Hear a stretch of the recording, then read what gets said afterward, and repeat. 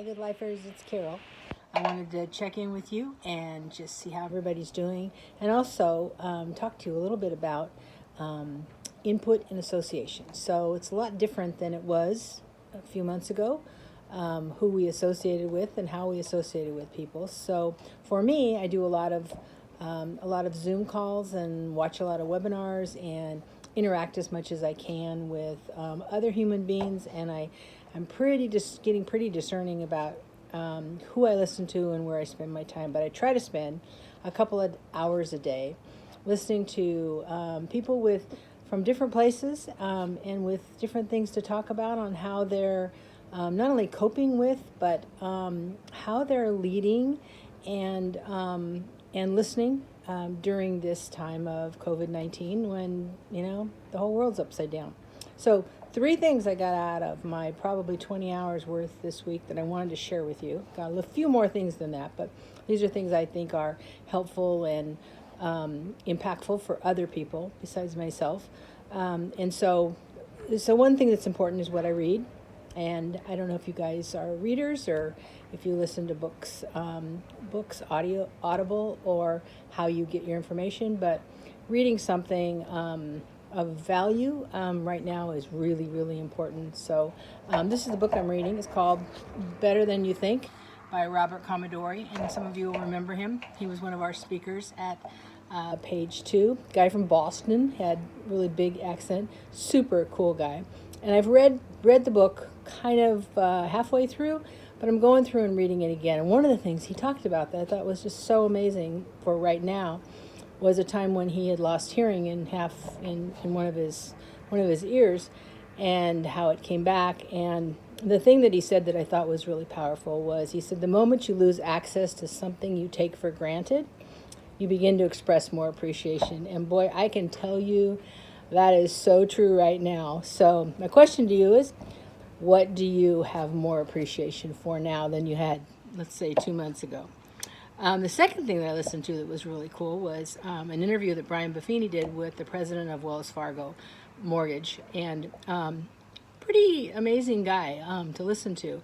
He a couple of things that he said that I wanted to pass on is, Brian asked him, like, what's your best advice? Like, what's your, the best thing you could tell people during this time, real estate agents and lenders and title people that are in our industry. Said, sit quietly, take the long view, avoid letting the environment affect your thinking, and be open to the idea that this environment will present new opportunities. Just be open, which I think is incredible advice. So my question to you on this is, what new opportunities do you see for you and for your business coming down the road? Because nothing's ever going to be the same, and there's some amazing opportunities that you can take advantage of. So the third thing is something that I've been thinking about. So that was something I read, something I listen to. This is something I've been thinking about. And so I looked it up after it had been brought to my attention of what distinguishes a Navy SEAL.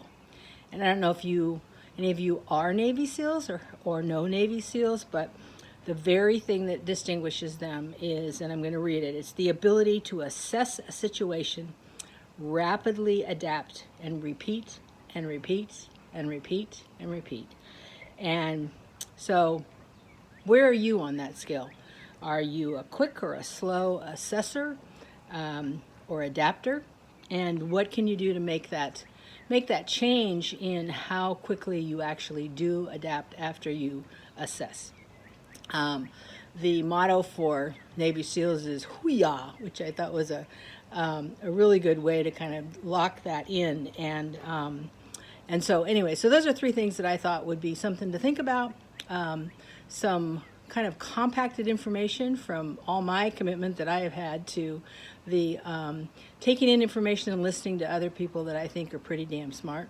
And so I want to pass it on to you. I also want to say thank you to those of you who sent me personal notes. I've gotten a ton of amazing personal notes that mean so much to me. Just make my heart just sing. Just giving me feedback on, wanting to know how I'm doing, or just saying thank you for things that, that I'm trying to share. So if there's anything that works for you, take a bite, spit the rest out. And another assignment I'd like to give you guys for this week is for you to make a list.